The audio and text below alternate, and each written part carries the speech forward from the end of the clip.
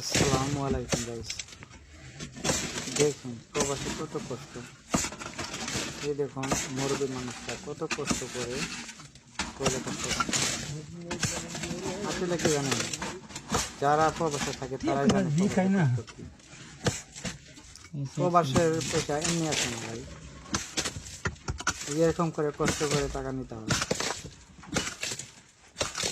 প্রবাস মানে জেলখানা। দেখুন এখানে যে কাজ করতে আছে কোনো মরণের কোনো অবস্থা নাই, যে কোনো মুহূর্তে মারা যেতে পারে। উপর থেকে মাঝে মাঝে শুনি সে তাল পড়ে ভেঙে পড়ে, দেখুন ওই খুঁটি দিয়ে দিঘা দিতে দিচ্ছে। তাহলে ভাই দেখুন